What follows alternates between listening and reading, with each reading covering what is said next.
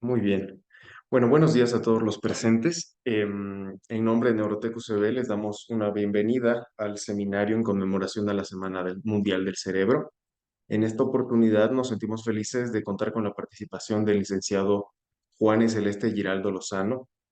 Su formación académica incluye licenciatura en psicología por la Universidad Nacional de Colombia.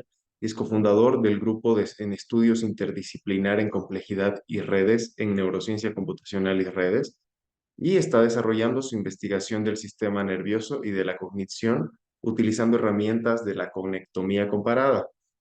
Sin más preámbulos, damos la palabra al licenciado para su ponencia sobre conectómica comparada utilizando redes para estudiar la evolución del cerebro y la cognición. Adelante, licenciado. Buenos días a todo el mundo, gracias Andrés.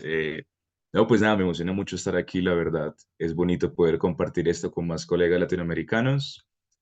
Eh, y pues sí, como dijo Andrés, trabajo principalmente en el área de conectómica comparada, neurociencia computacional. Y la idea de hoy es hablarles de cómo las redes complejas nos pueden ayudar a comprender la evolución del cerebro y la cognición. Entonces voy a compartir pantalla, creo que lo tengo inhabilitado.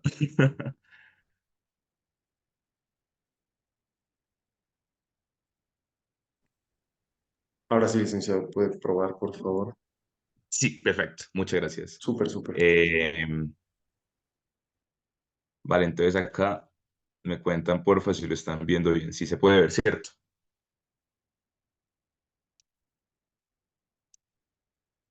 Sí, se puede ver en pantalla. Sí, se ve todo. Bien, súper. Vale. Entonces, pues nada, aquí está mi contacto en caso de que quieran como hablar al respecto de esto. Y nada, lo primero que tenemos que ver para entender este problema es qué es una red. Me gusta iniciar esta charla casi siempre preguntándole al público, entonces no sé si alguien quisiera responder. Cuando escuchan ese término de red, ¿qué es lo que les viene a la cabeza?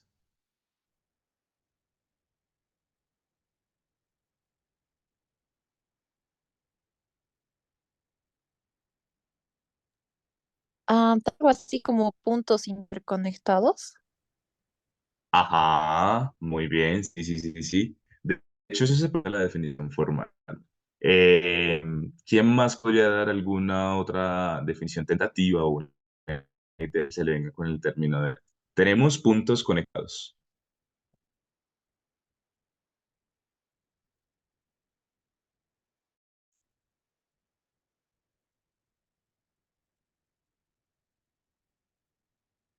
Vale, pues básicamente sí, como respondieron, una red es un conjunto de puntos que están interconectados en un sistema, principalmente sistemas complejos que van a ser en forma de red. Por ejemplo, tenemos redes sociales que se utilizan un montón en biología e incluso podemos tener redes tróficas. Pero en última instancia, la pregunta que se nos ocurre cuando queremos hacer investigación científica es, vale, ¿y cómo es que en rigor vamos a caracterizar nuestros sistemas de esta manera? Básicamente, la red es un conjunto de nodos y enlaces que conforman una dupla. Una dupla aquí vamos a entenderla como un gran conjunto que está asociando otros dos conjuntos mediante cierto tipo de reglas. Más específicamente, vamos a tener nodos que vamos a representar con estas V sub i y vamos a tener enlaces que podemos representar en estas llaves como V sub i y V sub j. Básicamente lo que queremos denotar aquí es que el nodo VI conecta con el VJ y esta notación nos va a permitir mapearlo matemáticamente. Bueno, algo muy relevante de las redes es que nos permiten estudiar patrones de conectividad. Y los patrones de conectividad, cuando pensamos en sistemas, nos permiten formalizar propiedades emergentes. Entonces, ¿qué significa hablar de propiedades emergentes? Podemos verlo con estos tres ejemplos de aquí. Tenemos un mismo conjunto de elementos, un mismo conjunto de enlaces entre esos elementos, pero para cada red, esos elementos interactúan de una forma distinta. Entonces, si recordamos definiciones de sistemas, un sistema es básicamente un conjunto de elementos bien organizados que puede mostrar ciertos comportamientos, usualmente controlados en un nivel más elevado de organización. Es decir, esas propiedades que son emergentes del sistema no se pueden reducir a sus elementos, sino a cómo se organizan. Entonces, eso es parte de los motivos como más poderosos para utilizar redes, si bien también tienen sus limitaciones. Entonces, fíjense, por ejemplo, que esta primera red que tenemos acá tiene un nodo en la mitad, se llama redes de estrella, y este solo nodo tiene 7 conexiones. Mientras que si vamos a este de acá, tenemos solamente 4 y este solamente 2, aunque la cantidad de elementos y de conexiones neta sea exactamente la misma. Por supuesto, cuando hablamos de redes, tenemos que ver una manera de mapear esto matemáticamente para poder utilizarlo en nuestro análisis de datos. Entonces, vamos a empezar hablando de la matriz de adyacencia. Grosso modo, una matriz de adyacencia es una forma de representar con el lenguaje del álgebra lineal cómo es que diferentes elementos de un conjunto, en este caso los conjuntos de los nodos, se conectan entre ellos. Y si recuerdan la definición de enlace, que es un nodo que va de VI a BJ, la podemos extender al lenguaje de las matrices en álgebra lineal. Entonces, por ejemplo, cuando vemos esta matriz, podemos ver que en primera instancia es cuadrada, y es cuadrada porque tengo una misma cantidad de nodos, tanto en las filas como en las columnas, porque va a ser el conjunto de nodos totales de mi matriz y de mi red.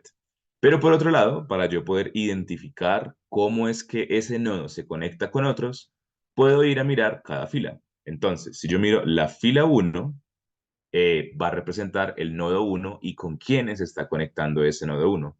Por ejemplo, este nodo de aquí se conecta con 2 y con 3. Y si vamos a ver nuestra red en el cerebro, va a tener una conexión con 3 y con 2. Si vamos a 2, vemos que tiene conexiones con el nodo 1, con el nodo 4 y con el nodo 5. Entonces, 2 tiene conexiones con 1, con 4 y con 5. Y así sucesivamente. Ese tipo de red se llama red no dirigida porque no estamos teniendo en cuenta hacia dónde se está mandando la conexión. Eh, por ejemplo, digamos que yo quiero hacer una red de sistemas familiares. El hecho de que yo sea hermano de alguien no tiene una direccionalidad. No es que mi hermandad vaya hacia allá o hacia mí, sino que el hecho de ser hermano de alguien ya presupone que el vínculo es simétrico. Si el vínculo es simétrico, también la matriz va a ser simétrica. Es decir, yo podría, así como me paro desde la fila 1 para ver las conexiones de ese nodo, puedo pararme desde las columnas y va a ser exactamente el mismo resultado. Es decir, los vectores, fila o columna, van a ser equivalentes. Entonces, fíjense que acá tengo 0, 1, 1, 0, 0 y acá tengo 0, 1, 1, 0 y lo mismo con el 2, 2, tengo 1, 0, 0, 1, 1 y acá en el 2, 1, 0, 0, 1, 1. Entonces, vale, esto pasa, pero no con todas las redes. Algunas redes tienen cierta dirección y esto vamos a utilizarlo para otro tipo de datos. Como estamos hablando de neurociencias, supongamos que tenemos datos de estudios de trazado axonal para poder identificar hacia qué dirección es que desde una región de la materia gris se están proyectando fibras nerviosas y sobre todo lo relevante aquí es ver eso, cómo ese vector con el cual yo estoy trazando la tinta en el axón me está marcando una dirección. Cuando tengo direccionalidad en la red, ya la matriz no es simétrica, es decir, lo que hay arriba y abajo de la diagonal no es equivalente. Y en este caso podemos elegir, por ejemplo, aquí las filas como el primer punto de partida y los unos van a marcarnos esa direccionalidad. Entonces, si yo me paro en el nodo 1, tengo una conexión que va de 1 a 3, que es la que tengo para acá. Pero fíjense que esa conexión de 3 no se va a devolver a 1. Estos datos, cuando los pensamos, por ejemplo, en neurociencia, suelen utilizarse sobre todo cuando tenemos estudios con animales, no humanos. Con humanos es más difícil porque marcar la direccionalidad de los axones, de hacia dónde están mandándose los mensajes, los potenciales de acción, requeriría técnicas que no son éticas en términos de estudio con humanos.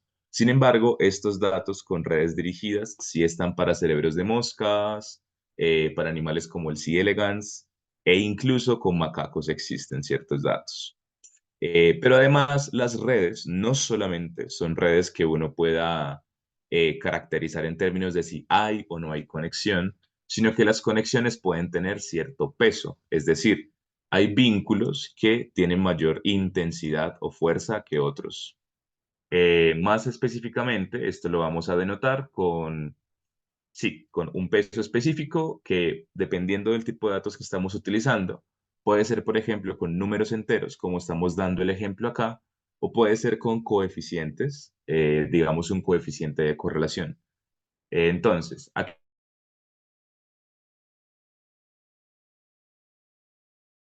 conexión con el nodo 3 y la conexión que tiene con el nodo 3 es más pesada que la que tiene con el nodo 2. Esto tiene implicaciones en la dinámica de la red, porque la red, dado que tenemos este lenguaje matricial, yo puedo, digamos, hacer modelos con los cuales los valores de cada componente de la red se van transformando, pero se van a ir transformando de acuerdo con las condiciones iniciales de la red, que van a ser marcadas por esta matriz en un momento inicial. Y cuando yo hago eso, esta fuerza de las conexiones me está demarcando cierta dirección hacia la cual las señales que puedan transitar la red van a viajar. Aunque hay más parámetros para ver eso. Acá hay otro ejemplo de una red dirigida no pesada. Esto, por ejemplo, es extraído de una matriz de correlación entre ítems de un estudio psicométrico. Más específicamente, era un estudio que hicimos en la Universidad Nacional. eh, en el que lo que queríamos hacer prácticamente era evaluar la percepción de señales de consentimiento sexual. Y entonces, utilizando redes, lo que ustedes ven en cada punto es un ítem, una pregunta que se le hacía a la gente en la encuesta. Y lo que estamos viendo aquí como enlaces son correlaciones entre esos ítems.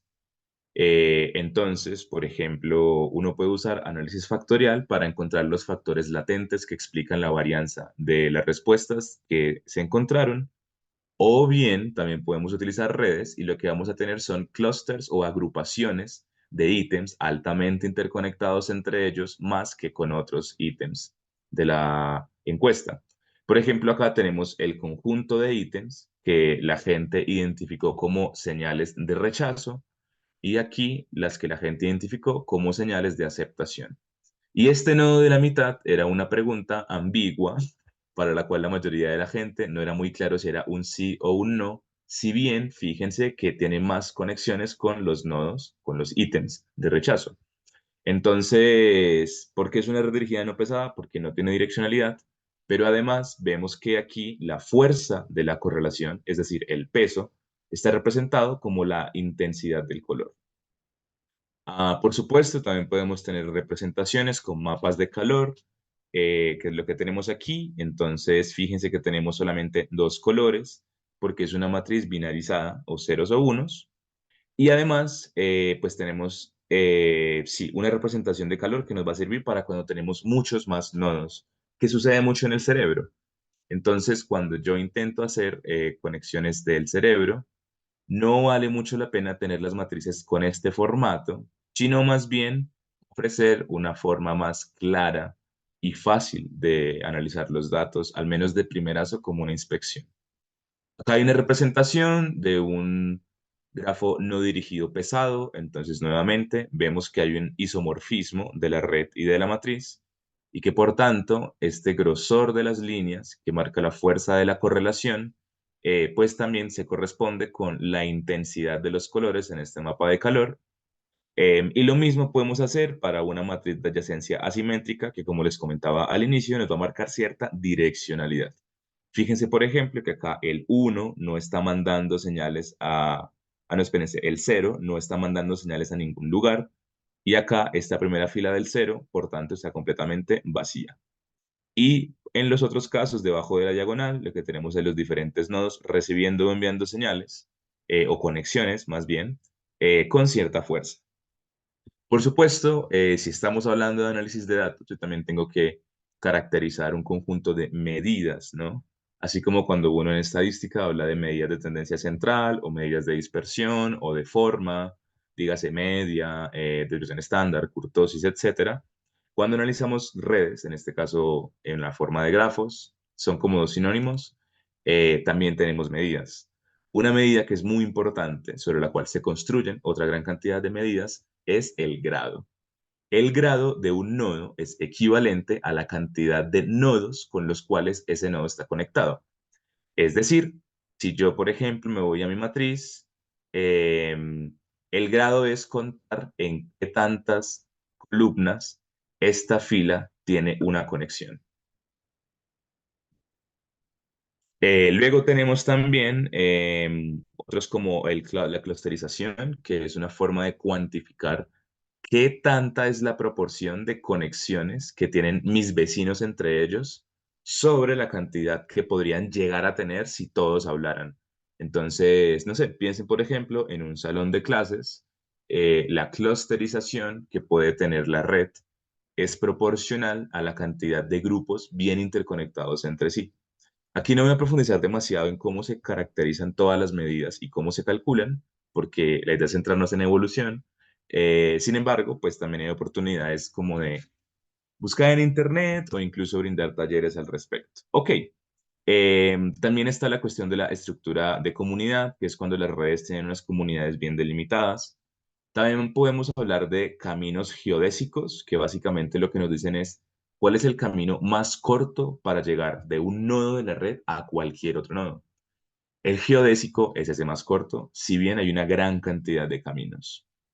Y con todas estas medidas y otras que no alcanzo a describir a profundidad, podemos encontrar cosas como los rich clubs o club de ricos, que básicamente son un subconjunto de nodos en la red que hacen las de hubs. Y un hub es un nodo de la red que tiene un grado elevado, o sea, está conectado con muchos otros nodos y que sirve como intermediador entre agrupaciones o clusters. Entonces, un rich club o club de ricos básicamente nos está denotando un subconjunto de elementos del sistema que tienen un papel central en ciertos clusters, pero entre ellos también hablan mucho.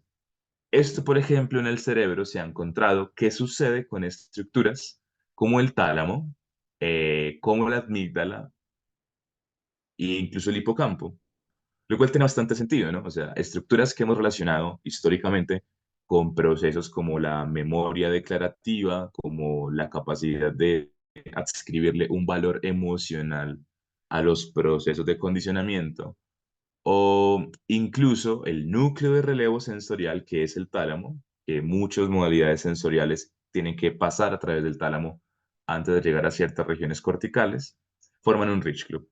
Es decir, la dinámica de esas regiones va a alterar la dinámica global del cerebro como red. Por supuesto, hay otra medida muy importante que es el coeficiente de pequeño mundo, que nos está marcando un balance entre la clusterización y la integración. Es decir, qué tantos grupos y qué tan bien segregados están, pero también, a pesar de esa segregación, cómo esos grupos pueden llegar a integrarse. Esto surge de un paper muy famoso y muy viejo de Watts Strogatz, que fue un matemático, y aquí hay algunos papers como para ver cómo se ve el small world en el cerebro. Lo importante, no obstante, es ver esto de aquí. Esto es una medida en la cual estamos maximizando la aleatoriedad. Es decir, este parámetro nos indica qué tan probable es que para un nodo I haya una conexión con cualquier otro nodo. Acá tenemos una red regular en la cual las conexiones van a ser principalmente con los vecinos. Acá tenemos una red aleatoria en la que no tenemos una claridad de cómo se está conectando cada nodo con los demás. Y justo en la mitad, entre el orden perfecto y el mayor desorden, tenemos la red de pequeño mundo.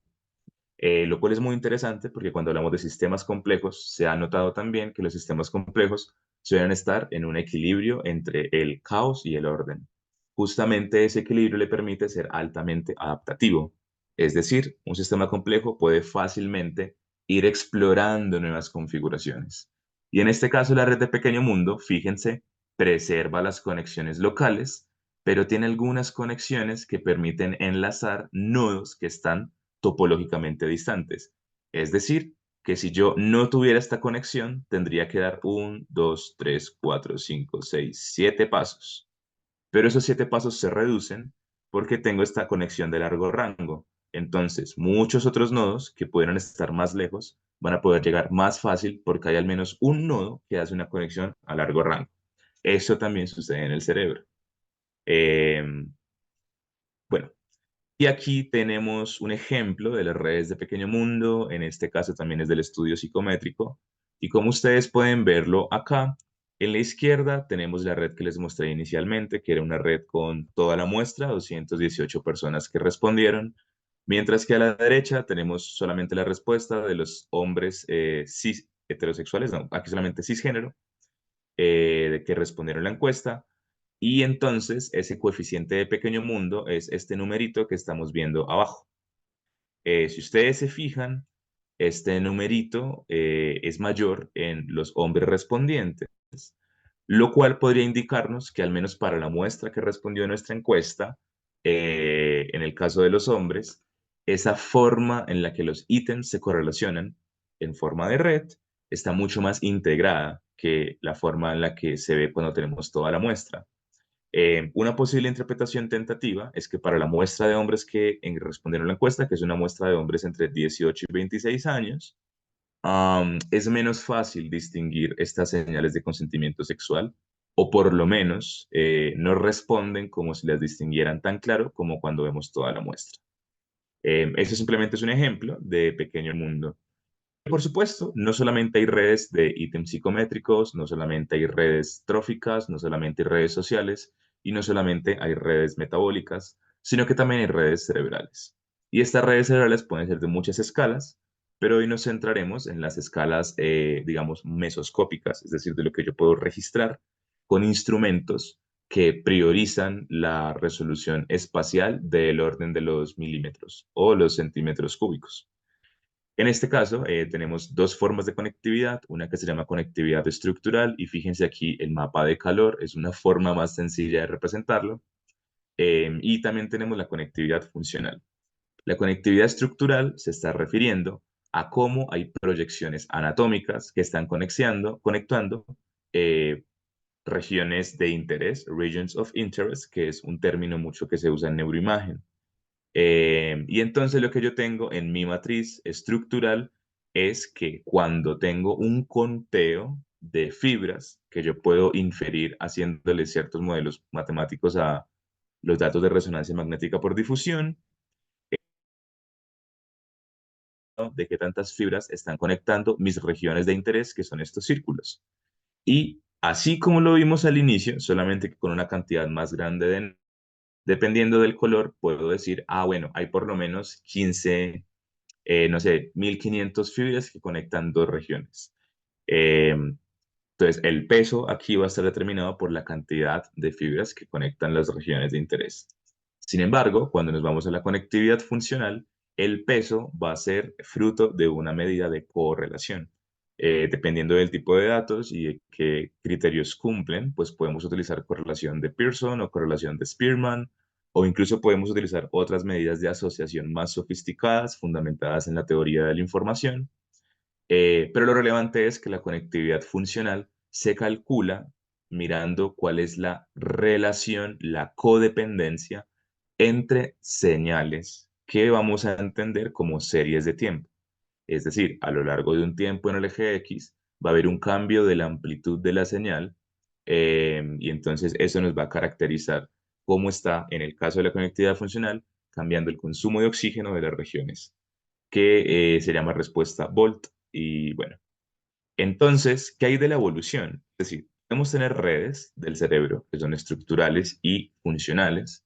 Podemos tener el esqueleto de materia blanca que interconecta las regiones. Y también podemos tener la sincronización de regiones más a nivel funcional. O sea, cómo es que las señales que emiten dos regiones cualesquiera se coordinan, pero de la evolución. Pues bueno, el sistema nervioso en la filogenia animal es bastante viejo, la verdad, es casi que los animales venían un poco condenados a desarrollar el sistema nervioso. Y entonces en este árbol filogenético que tenemos acá, cada uno de los circulitos nos está diciendo que hay sistema nervioso central, eh, y que sean de estos colores como más grisáceos, lo que nos está diciendo es que hay cerebro en un sentido más estricto, y los punticos, las aristas que surgen de acá, lo que nos indican es que hay evidencia de aprendizaje asociativo. Si ustedes pueden darse cuenta acá, tenemos algunos grupos taxonómicos, tales como los artrópodos, los vertebrados y los moluscos, en los que podemos encontrar aprendizaje complejo. Y algunos ejemplares de estos grupos taxonómicos son el Octopus vulgaris o pulpo común, del cual vemos también una representación de su sistema nervioso central. Acá hay otro que hace poco se descubrió que parece que se aprende, que es el Chenorbitis elegans. Es un gusano modelo que se utiliza mucho en investigación, sobre todo porque tiene muy pocas neuronas. Tiene como especímenes que son hermafroditas y especímenes que son machos. Las especímenes hermafroditas tienen mayor cantidad de neuronas, son aproximadamente 204 neuronas. Acá hay una representación en red de ese sistema nervioso del C. elegans, lo cual es muy curioso porque en el C. elegans estos puntos, estos nodos, no son regiones, sino neuronas individuales. Creo que es de los únicos organismos con los que se ha podido hacer a ese detalle.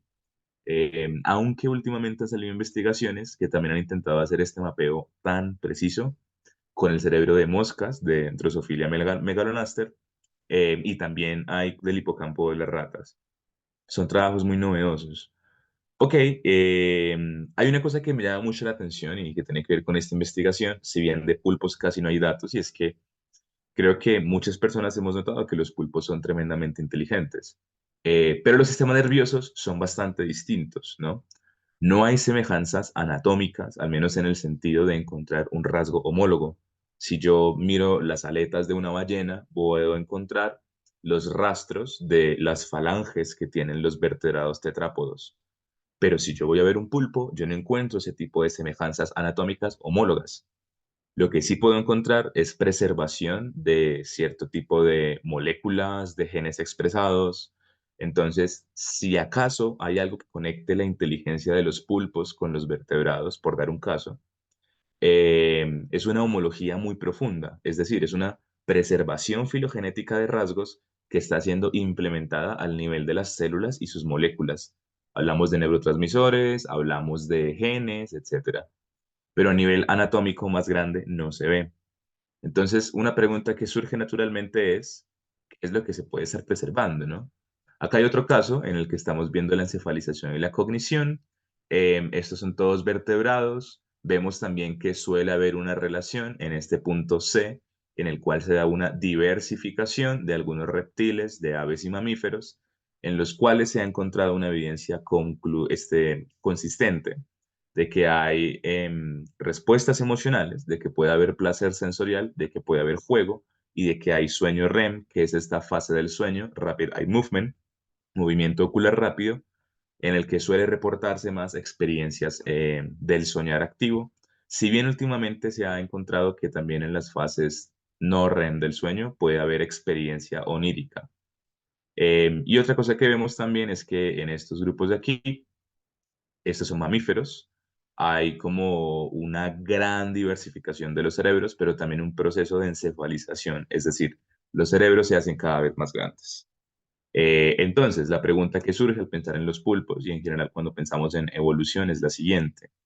Si hay sistemas nerviosos tan diferentes y capacidades cognitivas análogas entre especies de diferentes ramas del árbol filogenético de los metazoos, ¿qué es lo que se preserva? ¿Qué es lo que cambia? ¿Y cómo lo investigamos? De nuevo al pulpo. Si el pulpo no tiene hipocampo, ¿por qué puede recordar? Si el pulpo no tiene corteza prefrontal dorsolateral, ¿por qué puede planear? ¿Qué es lo que está pasando ahí? La propuesta que se hace desde la conectómica comparada es que lo que se preservan son los patrones de conectividad, es decir, no vamos a centrarnos tanto en regiones anatómicamente delimitadas que nos pueden ayudar a nivel descriptivo, pero a nivel mecanístico, a nivel de explicar qué es lo que sucede, puede que sea mucho mejor apelar a patrones de conectividad que nos van a restringir, nos van a constreñir esos posibles flujos de información que se dan en el sistema complejo adaptativo.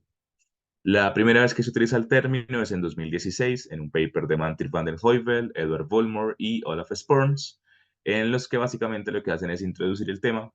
Y aquí al lado tenemos unos gráficos de Shigeno, un autor japonés que se ha dedicado a estudiar la convergencia anatómico-funcional entre moluscos, más específicamente cefalópodos coloideos, es decir, pulpos, calamares, sepias, con el cerebro de algunos mamíferos. Shigeno en este artículo, las referencias están en la última diapositiva, no se preocupen, lo puedo compartir. Eh, Shigeno lo que argumenta es que hay una preservación de patrones de conectividad que están gestionando tipos de información que son relevantes para los cuerpos animales. Eh, entonces, Shigeno es muy interesante porque él es quien empieza a sugerir que tiene que ver la conectividad con lo que se preserva, pero también con lo que cambia. Y cuando hablamos de conectividad comparada, pues fíjense acá tenemos diferentes matrices de adyacencia, estas son estructurales, o sea, acá tenemos son fibras nerviosas, tenemos al C. elegans, tenemos a la Drosophila, tenemos aquí a una paloma, a un ratón, una rata, un gato, un macaco y un humano. Acá tenemos una especie de medusa que se llama Cubozoa con su sistema complejo de ojos que se llama Ropalio. Y acá tenemos a un C. elegans en el que se están representando las neuronas que tienen mayor grado. Si se acuerdan de grado, es las que están más conectadas con todas las demás. Retomando los términos que vimos al inicio de las medidas, si bien no las profundizamos, uno puede identificar una estructura de comunidades viendo cómo se están agrupando los colores en la matriz. Entonces, fíjense que por lo menos para el cerebro de un ratón, tenemos acá un clúster y todo este conjunto de regiones que tengo en estas filas también se clusteriza un poquito con las que hay por acá. En general, fíjense que en todos hay cierto grado de clusterización. em, y una diferencia muy importante a nivel del árbol filogenético que veamos acá atrás. Fíjense, acá está Nidaria, que es el grupo taxonómico en el que están las medusas. En Nidaria no hay un sistema nervioso verdadero, por lo menos no centralizado. Y en efecto, porque sus redes suelen ser más bien difusas. Si mis redes son más bien difusas, esto significa que si yo pudiera tener un conectoma de las medusas, yo no encontraría tantos agrupamientos o clústeres como lo podría haber en otras especies. Pero lo que sí se ha notado en las medusas es que su sistema nervioso suele ser anillado, siguiendo su simetría radial, es decir, es como un anillo que está aquí bordeando ese cuerpo, y hay ciertas regiones que están más condensadas que las otras. Es decir, en las neuronas de las medusas ya había una predisposición a la centralización. Pareciera que esto es una propiedad intrínseca de las redes bioeléctricas del cuerpo y son redes bioeléctricas que están delimitando cómo las células van a interactuar entre ellas. Cuando vemos al C. elegans acá, es muy bello ver que las neuronas que más están con niveles de grado elevado, es decir, que funcionan como hubs, están en la parte más rostral, en la cabeza, en la parte más caudal, en la cola, y entre ellas están interconectadas. Es decir, que los cuerpos animales, una vez empieza a emerger en un sentido estricto y bien preservado el sistema nervioso, presumiblemente desde hace aproximadamente unos 500 millones de años, que es lo que empezamos a ver aquí cuando se da la gran división de bilateralia entre protóstomos y deuteróstomos, lo que nos indica es que ya había una predisposición a que el sistema nervioso agilizara la comunicación del cuerpo consigo mismo. Si ustedes lo piensan, el sistema inmunológico también es el cuerpo comunizándose consigo mismo, el sistema circulatorio también, en el que se puede transportar, por ejemplo, hormonas, pero el sistema nervioso tiene la distinción específica de que es mucho más rápida la señalización porque estamos utilizando potenciales eléctricos, más específicamente potenciales de acción. La velocidad de conducción es mucho más grande, y ya había algunos como antecesores filogenéticos, incluso en las esponjas, que son parte de un grupo taxonómico llamado Porífera. Por ejemplo, las esponjas pueden mandar un potencial eléctrico que es mucho más lento que el nervioso, pero lo puede mandar y ese potencial eléctrico le ayuda a transportar nutrientes y expulsar desechos a lo largo de sus poros, y pues su obertura como interior. Pero ya en los sistemas nerviosos de los organismos bilaterales, que por tener una simetría bilateral tienen una forma distinta de posicionarse en el mundo, el sistema nervioso empieza a concentrarse principalmente en la porción rostral, presumiblemente porque es lo primero que el organismo va a tener a la hora de enfrentarse con el mundo. Y también se requiere una organización de pequeño mundo para que todo eso que hay que coordinar a nivel sensorio-motriz pueda estar integrado. Hola, hola, sí, ¿iban a preguntar algo? No sé si de pronto... Ok, vale, seguimos. Bien, bien. Vale, entonces, a modo de resumen, el sistema nervioso animal de los metazoos y principalmente de bilateralia, es decir, de aquellos animales que tienen simetría bilateral, suele tener una gran cantidad de pequeño mundo porque lo que tiene que hacer es integrar lo que hace el cuerpo consigo mismo en un entorno cambiante. Y por supuesto, eso nos lleva a otro concepto que es el de redes de reposo. Resulta que usualmente, de forma muy tradicional, se ha entendido que los cerebros eran como un conjunto, no, unos órganos que estaban ahí procesando información, ¿no? Eran la caja negra de un input que se iba a transformar en un output, de una señal sensorial que iba a percibirse para después emitirse una respuesta motora. Sin embargo, la investigación contemporánea lo que nos ha mostrado es que el cerebro, lejos de ser un órgano pasivo, ningún órgano puede ser pasivo, es súper activo. Y entonces, cuando yo estoy en reposo, mi cerebro va transitando subestados de activación de manera muy consistente. Cuando yo, por ejemplo, hago experimentos y hago registro de neuroimagen, yo puedo hacer algún experimento, digamos, de memoria y digamos que es de memoria de trabajo. Es decir, lo que requiero es que el sujeto experimental pueda identificar de una serie de imágenes que yo le presento un target bien definido. Esa tarea se llama NVAC. Si yo utilizo la tarea NVAC y le pido a un sujeto que, hey, porfa, cuando veas tal señal, como presiona si esta imagen la viste dos imágenes atrás. Entonces, lo que yo voy a encontrar es que muy seguramente esta red de aquí, la de control, o esta de acá, la de atención dorsal, van a activarse. ¿Cómo lo veo? Voy a ver que dentro de mis series de tiempo, una vez yo extraigo la matriz de correlaciones, estas regiones del cerebro van a estar más sincronizadas entre sí. Es decir, sus conexiones van a ser más fuertes entre ellas. Y así, si yo hago una tarea somatomotora en la que le pido a una persona que mueva un dedo cuando se da cierta señal, se va a activar la red somatomotora. Y así hay diferentes tipos de redes que fueron descubiertas con paradigmas experimentales. Pero, ¿qué sucede cuando yo registro la actividad de un sujeto experimental que está en reposo? Es decir, no está siguiendo ninguna instrucción, salvo piensa en lo que quieras, tranquilízate. Pues resulta que surgen un conjunto de señales que si yo aplico cierto tratamiento estadístico y matemático, puedo llegar a extraer las redes canónicas ya descubiertas en sets experimentales. O dicho en otros términos, el cerebro está constantemente activándose con cierta armonía, por así decirlo. Esto que vemos aquí es una probabilidad de que los estados se activen. Esto, por ejemplo, es una subred muy importante que se llama red de modo por defecto. La red de modo por defecto, tal como lo dice su nombre, es la que está más presente en el reposo y también es la que permite una facilidad mayor para transicionar a otras redes.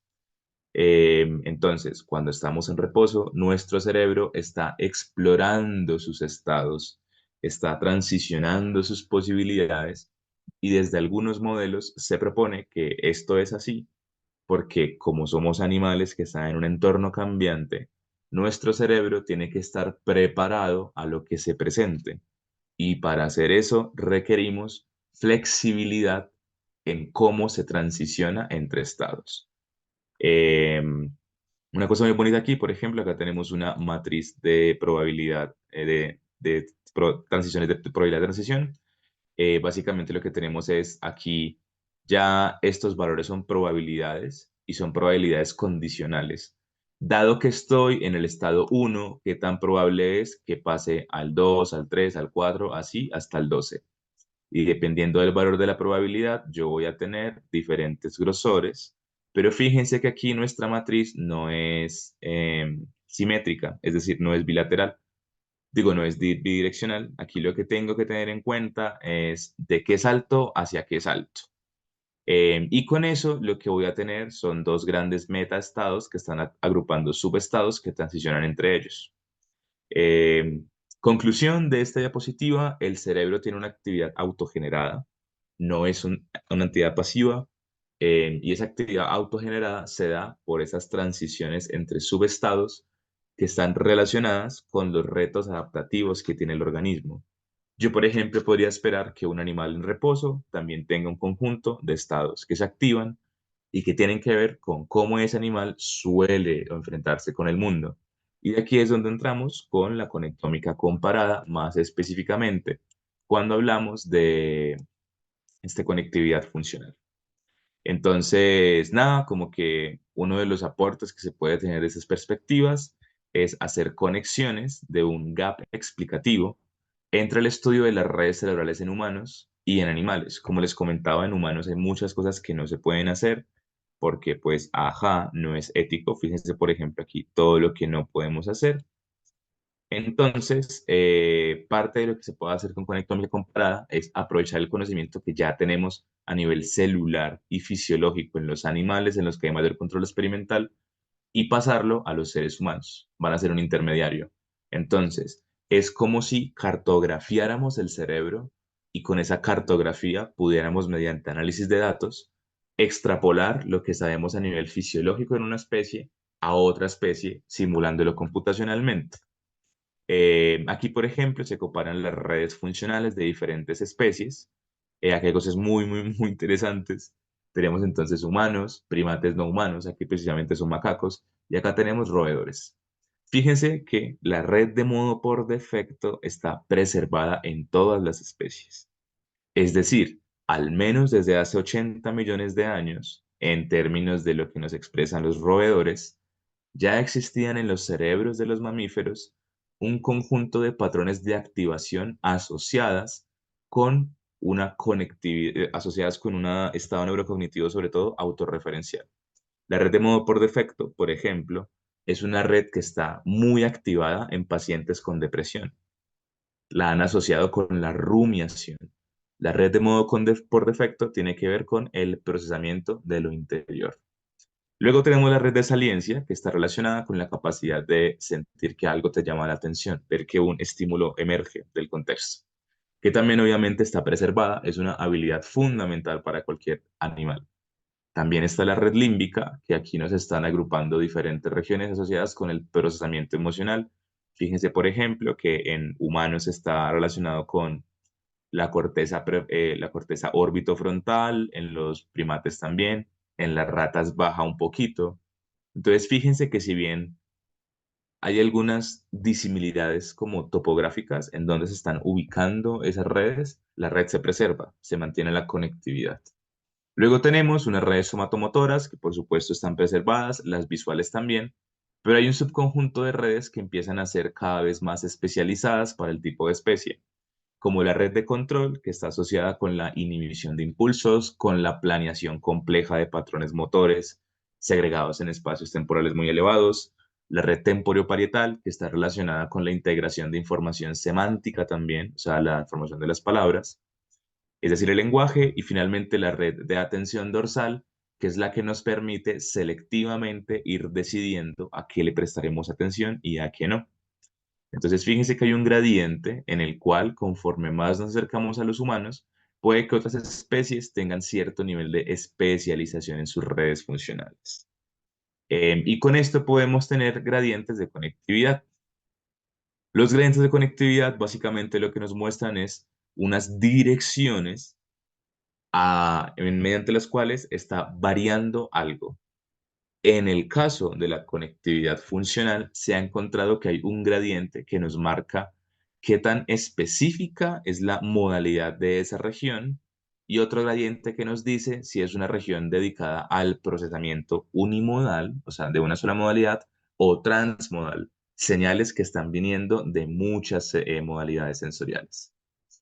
Acá tenemos entonces tres especies, ratón, macaco y humano, y podemos ver que en los ratones, la red de modo por defecto, la red visual auditoria y la red somatomotora están muy sobrelapadas entre sí. Fíjense, por ejemplo, que hay regiones de la red de modo por defecto que están casi que tocándose con estas de la visual auditiva, Y fíjense también que justo en este polo, como de mayor especificidad de la modalidad, tenemos esta red visual auditiva, pero como estamos teniendo en cuenta dos modalidades sensoriales, entonces nos va a dar un puntaje alto en la transmodalidad. Pero otra cosa que es mucho más interesante es que en todos los casos, en todas las tres especies, tenemos que los puntajes más altos de transmodalidad los tiene la red de modo por defecto, que es lo que podemos ver por acá. Y de manera mucho más interesante, podemos ver que en los macacos y en los humanos, estas subredes se especializan más en términos de cómo las regiones están combinando valores de ambos gradientes. ¿Qué tipo de conclusiones podríamos sacar de estas cosas a nivel tentativo?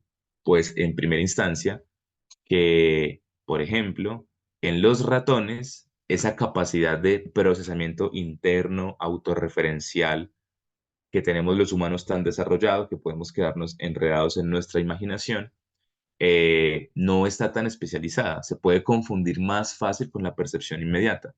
Es como si de estos gradientes de conectividad pudiéramos inferir hipótesis sobre cómo es la experiencia temporal de la especie. Es decir, si por ejemplo los ratones no tienen estas redes de control de atención dortal y temporoparietal, pues esperaríamos que dentro de las decisiones que tienen que tomar en su vida, no tienen que organizarse en un span temporal tan amplio. Algo así como viven al diario y por supuesto su cerebro tampoco tiene los recursos energéticos a organizar la conectividad de una manera más jerarquizada en la que hay una división más clara de procesos. Pero los macacos son especies sociales y la sociabilidad nos exige organizarnos con mayor finura. Yo, por ejemplo, tuve que sacar un espacio para esta conferencia, ustedes también tuvieron que sacar un espacio y eso les exigió que este espacio estuviera comparándose con otros espacios, con las horas, etcétera. Eso nos requiere una organización más compleja de nuestras acciones a lo largo del tiempo.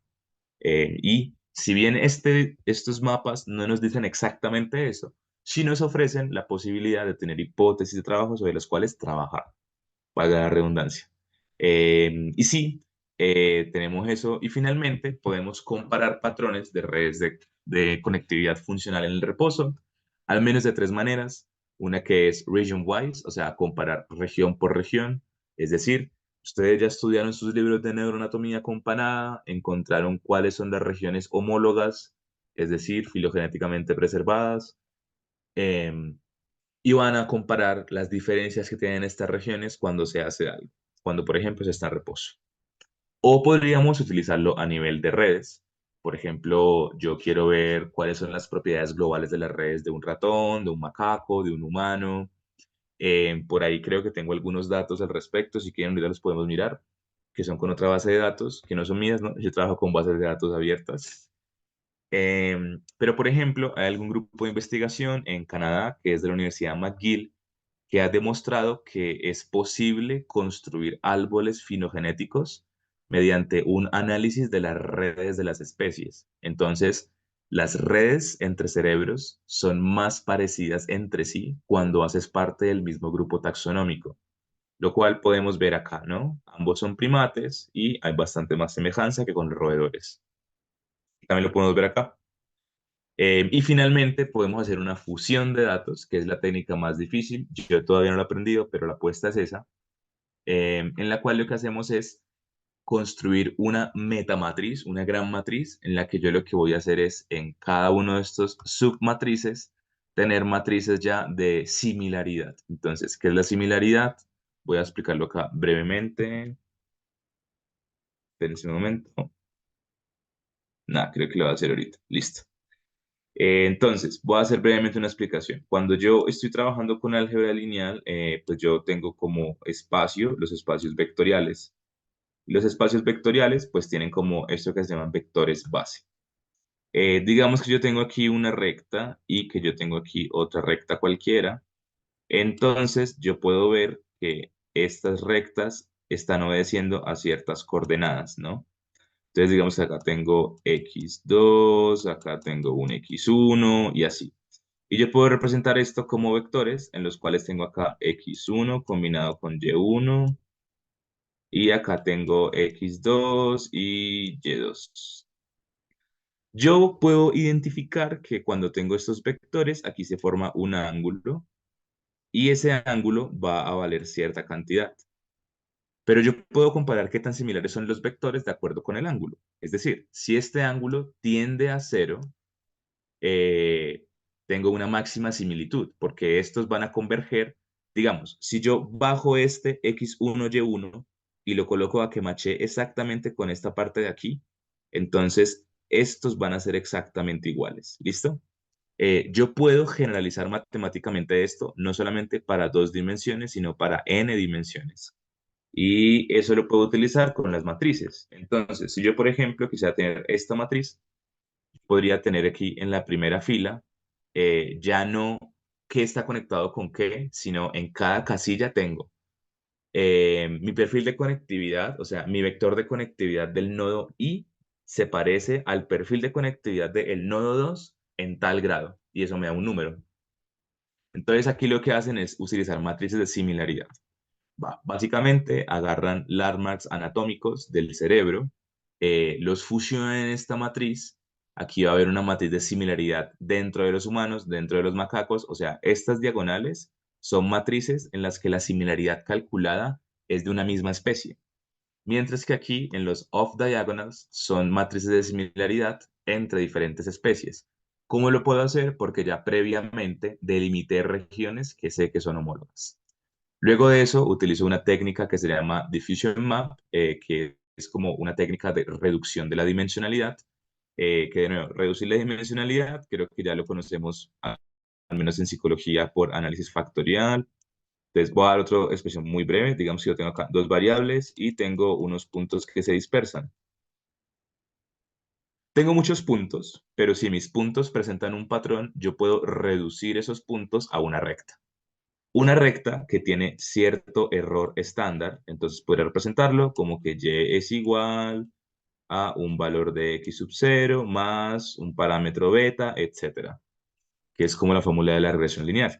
Lo relevante que es que cuando yo estoy reduciendo la dimensionalidad, yo lo que pretendo es que muchísimos datos puedan ser descritos con menos pasos. Y las técnicas de difusión nos permiten hacer eso. Ok. Entonces, qué pena, aquí se me fue algo. Bien. Entonces, una vez tenemos esta difusión, yo lo que voy a encontrar son diferentes dimensiones o gradientes y voy a ver qué tanto se parecen entre ambos y puedo hacer lo mismo que vimos ahorita de los gradientes, pero esta vez voy a tener las regiones de ambas especies en el mismo espacio. Hay fusión en los espacios. Luego de eso lo que hago es como macharlas con las superficies corticales, luego eso lo proyecto a unas superficies más como esféricas, y lo que voy a hacer en última instancia es comparar esos perfiles de semejanza de la conectividad que surgieron de reducir la dimensionalidad. Acá hay un ejemplo específico. Entonces, tengo esta primera dimensión, entonces esta primera dimensión, cuando los proyecto en el espacio que estoy mirando, nos va a mapear de cierta manera y eso se va a corresponder con una superficie cortical en ambas especies. Lo que nos va a interesar en este estudio específico de estos autores, es un estudio increíble, de verdad lo recomiendo un montón por si les interesa el tema, es ver cómo cuando van agarrando más y más y más, pueden finalmente hacer un cruce de cómo esas dimensiones están como siendo, comportándose de manera análoga o distinta en las diferentes especies. Y de acuerdo con estas distancias que hay en este espacio, yo puedo construir un índice de funcionalidad, de homología funcional. O dicho de otro modo, para cada par de coordenadas en una superficie, lo que queremos ver es esos 15 gradientes de conectividad, estos que están acá, 1, 2, 3, cha, cha, cha, cha, cha, tanto se parecen. O sea, vamos a regresar otra vez a la cuestión de las matrices. Cuando yo hago un mapa de difusión, lo que estoy haciendo es que una señal viaje a través de la red. Y esa señal, dependiendo de la estructura de la red, de sus pesos, de todo esto, va a tender a ir más hacia ciertos lugares que a otros. Esos lugares son los que me marcan estos gradientes. Entonces, cómo las regiones están siendo ubicadas dentro de estos caminos más probables. Y una vez tengo eso, lo que voy a hacer aquí es comparar los diferentes gradientes de actividad, tun, tun, tun, tun, tun, para una misma región, porque una misma región puede tener muchos posibles caminos. Cuando tengo eso finalmente, puedo cuantificar, grosso modo, qué tan parecido es el perfil de conectividad de una región en ambas especies. O dicho en otro modo, qué tanto yo puedo representar esa gran riqueza de conectividad y de caminos andados en una región en los humanos versus en los macacos. Y eso me permite cuantificar cuál es la semejanza de las redes y cuál es la semejanza de las regiones que pertenecen a esas redes. Entonces, por ejemplo, fíjense, cuando miramos macacos, este índice de semejanza o homología de conectividad funcional, las que tienen valores más bajos son la red frontoparietal y la red de modo por defecto. Nuevamente, hablamos de esa especialización propia de nuestra especie. Si nos vamos, por ejemplo, a las áreas somatomotoras, encontramos que las mayores diferencias están en los ojos y en la cara y en la lengua, lo cual tiene todo el sentido del mundo. Y fíjense además que esta red frontoparietal que les comentaba anteriormente está relacionada igualmente con la regulación de señales sociales y todo esto, que también tiene que ver con cómo estamos utilizando nuestro rostro, nuestros ojos, etcétera, en términos de la comunicación intraespecie. ¿Y qué pasa si nos quedamos mirando la red de modo por defecto y sus subsistemas? Bueno, pues en los subsistemas tenemos uno que es como el que más es distinto, que es el Midline Core Subsystem. Y el Midline Core Subsystem tiene unas estructuras sumamente relevantes en la cognición humana, como la corteza prefrontal dorsolateral, como la corteza ventromedial prefrontal, como el giro parietal y como la corteza posteromedial. Eso es muy genial porque justamente las que son más distintas es el giro parietal, que está relacionado con la conciencia de mí mismo, con la capacidad que tengo de decir yo soy esta persona, la corteza posterior-medial, que está, no, esperen, aquí me confundí. El giro parietal está relacionado con el procesamiento semántico y la posteromedial está relacionado con la integración, pues como de mi noción de mí mismo, de tener un self, de decir yo soy Celeste. Entonces fíjense que justamente los que están siendo más diferentes en su perfil de conectividad, y ya vimos que ese perfil de conectividad nos estaba caracterizando cómo esas regiones y estas redes hacen parte de la dinámica de muy alta dimensionalidad del cerebro. Justo las más distintas son las que están más relacionadas con lo distintivamente humano. De hecho, cuando hacemos una correlación entre la importancia aislada de cada subregión de la red de modo por defecto versus el índice de homología de la conectividad funcional, vemos que de nuevo la posteromedial es la que puntúa más bajo. Por aquí también aparecerá el giro parietal, que no está arriba. Pero en general, fíjense, hay una especialización que se da y hay un plot que no pude subir, que se me olvidó cómo colocar en las diapositivas, pero justamente estas regiones están en un lugar en el que la corteza humana se expandió en términos de volumen. ¿Sí me hago entender? Estas regiones tuvieron o fueron fruto de un corrugamiento del cerebro humano respecto del de macacos. O sea, yo podría deformar geométricamente el cerebro de un macaco, expandiendo un poco más el área superficial de la corteza y la voy arrugando para que pueda caber. Y eso que se expandió es justo donde están estas regiones que son más diferentes en términos de sus conexiones y en términos de su área. Conclusiones. Las redes ofrecen herramientas para formalizar y cuantificar la arquitectura de conectividad de diferentes sistemas complejos, permitiendo estudiar sistemáticamente propiedades emergentes. Dicha formalización ofrece herramientas para comparar distintas arquitecturas de conectividad, bien sea entre cerebros de una misma especie o entre cerebros de diferentes especies. Y tercero, los patrones de conectividad funcional nos permiten cartografiar la relación entre redes de regiones que coordinan su actividad y procesos neurocognitivos. Disclaimer, las redes no lo son todo, claramente hay que meterle otro tipo de análisis, sobre todo desde sistemas dinámicos. Pero las redes son un paso muy interesante para poder trabajar este tipo de temas. Pero bueno, dados los puntos anteriores, las redes nos ofrecen la posibilidad de caracterizar cuantitativamente las diferencias y similitudes entre cartografías neurocognitivas de diferentes especies, pavimentando el camino a una comprensión de los mecanismos multinivel, molecular celular, poblaciones neuronales, rutas de neurotransmisión responsables de la cognición animal. Y esto sucede porque yo puedo anotar los conectomas, es decir, yo puedo a un nodo colocarle atributos. Un atributo es un valor de un nodo al que yo accedo mediante una llave.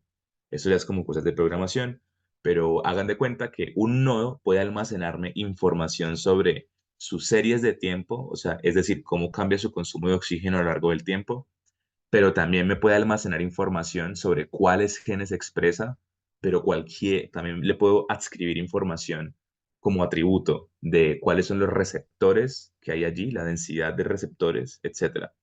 Entonces, yo hago la cartografía neurocognitiva con mi conectividad funcional y luego puedo agarrar esa matriz y mirar qué sucede cuando hago una matriz con otro atributo y qué tanto se comparan. Por colocar datos sueltos, las regiones transmodales de más alto nivel en el cerebro humano, que son estas que son más distintas y que son también las que han surgido de nuestra expansión cortical, son también las que tienen una mayor diversidad de receptores. ¿Qué sentido?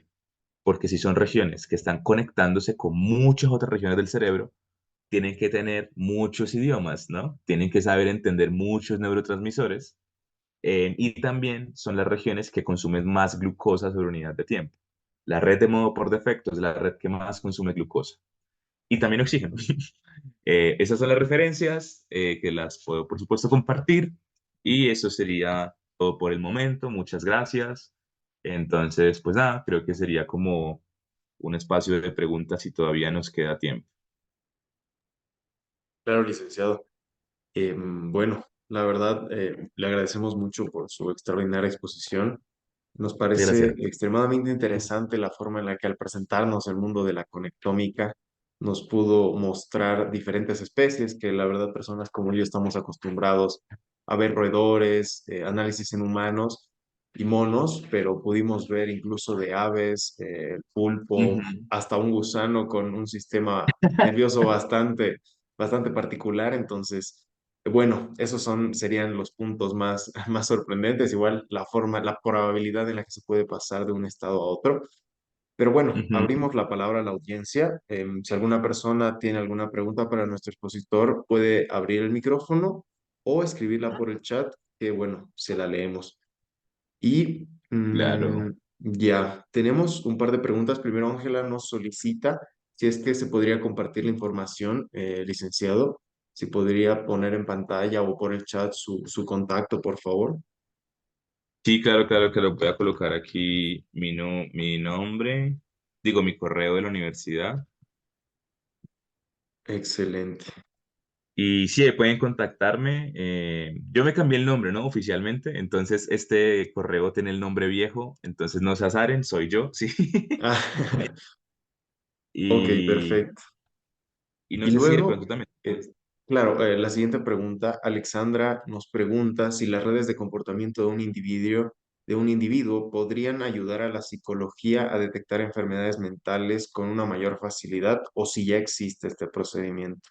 Sí, sí existe, me encanta. O sea, voy a dejar de compartir por un momento para buscar el dato. Hay una gente muy loca por allá en Países Bajos, creo, que está trabajando psicometría de redes y también se están haciendo modelos muy interesantes. Esperen, yo debo buscar a ver aquí, Major Depression Disorder, em, Complex Systems Networks. Ah, listo, ya, lo encontré. Bien, voy a compartirlo nuevamente para que lo revisemos muy, muy, muy por encima, no voy a profundizar demasiado. Eh, entonces, fíjense, por ejemplo, aquí está la gente que trabaja esto. Major Depression as a Complex Dynamic System. Entonces, sí, claro, perfecto. Lo que uno puede hacer es hacer redes de los síntomas y sobre esas redes de los síntomas empieza como a colocar cierta dinámica y hay una propiedad muy interesante como que presentan los sistemas complejos y se llaman transiciones de fase. Entonces, una transición de fase es como cuando el sistema está en un punto crítico y una pequeña perturbación amplifica eso y transforma todo el estado del sistema. Digamos, cuando el agua se congela. Cuando el agua se congela, los cristales del agua pueden tener cierta orientación. Entonces, dependiendo de cuál es el momento en el que se llega al punto crítico, puede que allí una orientación del cristal se amplifique y uno ve todo el resto del hielo congelado con esa orientación. Entonces, lo que esta gente pretende hacer en este artículo es mostrar que si yo hago una red de síntomas depresivos, es posible modelar una dinámica mediante la cual la red va a transicionar de fase y va a entrar en un estado depresivo en un sentido estricto. Yo hace como que no la leí muy a fondo, me acuerdo que leí mucho antes, fíjense, sí, acá está. Entonces, el input que está modificando la red va a ser el estrés. Y dependiendo del estrés y los umbrales que tengan los nodos para aguantar ese estrés y transmitirlos, pues se puede dar una transición de fase en la que literalmente la interconectividad de los síntomas se hace más fuerte y lo que eso nos indicaría es que se está presentando, digamos, un estado más crítico del trastorno mental. Entonces, sí, esto lo hacen con modelos, bueno, o sea, me falta lo que digo, como que este paper en específico no lo he leído, pero los voy a enviar ya mismo, porque sí, sí se ha hecho, se hace bastante, e incluso hay trabajos donde hacen intervenciones psicoterapéuticas teniendo en cuenta la topología de esa red de síntomas. Perfecto, muchas gracias, Licen. Espero, Alexandra, que tu respuesta esté, bueno, te satisfaga, súper. Y bueno, pasamos a la pregunta de Roberto, que nos dice, las cartografías comparativas entre el ser humano y animales pueden predecir las emociones que tienen ambos. Yo diría que no. Yo justamente uso el término cartografía como algo más humilde, ¿no? Estamos mapeando el territorio así de manera general. Ya, por ejemplo, si yo puedo mapear, decir, el Amazonas tiene cierta, no sé, tiene cierta área, está con tales países, pero si yo quiero ver la diversidad del Amazonas, tengo que irme al Amazonas. Entonces, esta cartografía sería más como un primer paso para ir delimitando a nivel más macro y general los procesos neurocognitivos y ya uno puede especificar con cuestiones más experimentales o otro tipo de estudios. Sobre todo porque como estas son redes de reposo, es difícil controlar los estímulos, ¿no? O sea, yo no sé qué es lo que está pasándole por la cabeza al animal, solo sé que está entrando en un momento en una red emocional.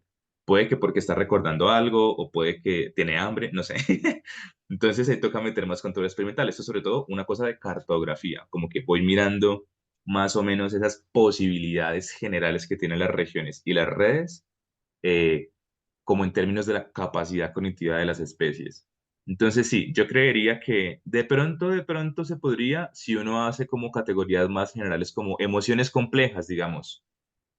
Entonces, si yo me frustro porque hay injusticia, puede que eso dependa de otras redes de más alto nivel, que si otro organismo no las tiene, pues bueno, ese organismo no va a tener ese tipo de emociones.